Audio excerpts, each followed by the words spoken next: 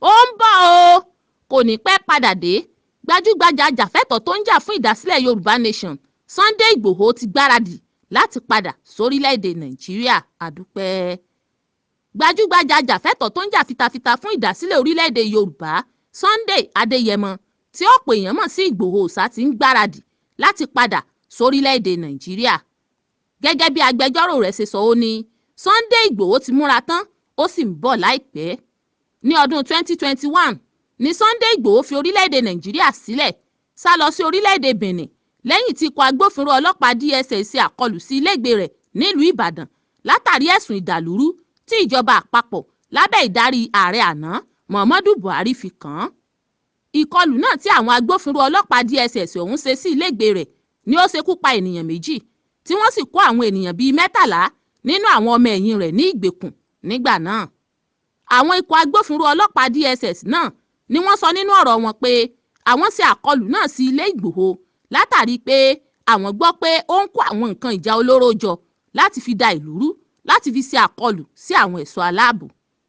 Nípa sísá àsálà fún ẹ̀mí ara rẹ̀ ní ọwọ́ àwọn ikọ̀ agbófinró tẹ Sunday Igboho nílùú Kútọ̀nù lórílẹ̀‐èdè Benin Republic lásìkò ìgbà tí ó ń gbìyànjú àti gba orílẹ̀‐èdè náà sá lọ sí ìlú Germany lórílẹ̀‐èdè France. Láti ìgbà náà ló sì ti wà nílùú Kútọ̀nù lórílẹ̀‐èdè Benin. Ọlájẹ́ngbèsì agbẹjọ́rò Sunday Igboho nígbà tí ó ń bá àwọn oníròyìn sọ̀rọ̀ lọ́jọ́ Ẹtì Friday nílùú Àbújá ó jẹ́ kí ó di mímọ̀ fún wọn pé Sunday Igboho ti gba òmìnira rẹ̀ padà lórílẹ̀‐èdè Benin tí ó sì ti ń gbáradì láti padà sí ilẹ̀ bàbá rẹ̀ ní orílẹ̀‐èdè Nàìjíríà. Ọlájẹ́ngbèsì nínú ọ̀rọ̀ rẹ̀ ó sọ pé Igboho sì wà láyọ̀ àti àlàáfíà láìpẹ́ láì jìnnà yóò padà sórílẹ̀‐èdè Nàìjíríà. Agbẹjọ́rò rẹ̀ ọ̀hún Ọlájẹ́ngbèsì sọ pé òun sì ń làkàkà láti jẹ́ kí adájọ́ àgbà lórílẹ̀‐èdè Nàìjíríà ó fọwọ́ sí ìwé láti mú kí àwọn ikọ̀ ẹ̀ṣọ́ aláàbò san gbèsè tí wọ́n jẹ gẹ́gẹ́ bí ìdájọ́ ilé ẹjọ́ àti láti padà sí orílẹ̀‐èdè Nàìjíríà láì sí ẹ̀mí rẹ̀ nínú ewu. Ó wáá rọ ìjọba Nàìjíríà lábẹ́ ìdarí ààrẹ Bọ́lá Tinubu láti fún oníbàárà rẹ̀ láǹfààní àti oore ọ̀fẹ́ kí ó sì fojú fo àwọn àṣìṣe rẹ̀. Agbẹjọ́rò Ìgbòho náà wá gbóríyìn fún ààrẹ Bọ́lá Tinubu fún iṣẹ́ takuntakun rẹ̀.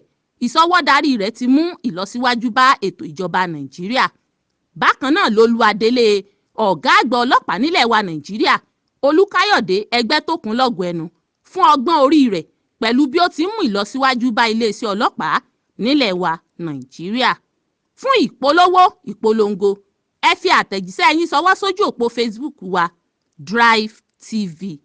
Èyí ni ìròyìn gbéyẹ̀wò tó ń dé sétígbọ́ àti sójú ìwòran yín látòrí móhùnmáwòrán orí ẹ̀rọ ayélujára ìkànnì Drivetv. Ẹ lè fi èrò yín ṣọwọ́ sí wa lórí ìkànnì wa yìí kan náà. Láti túbọ̀ máa gbádùn àwọn ìròyìn gbéyẹ̀wò wa lónírúurú lóníranran ẹ subscribe sí YouTube channel wa kí ẹ follow Facebook page wa àti àwọn other social media network wa.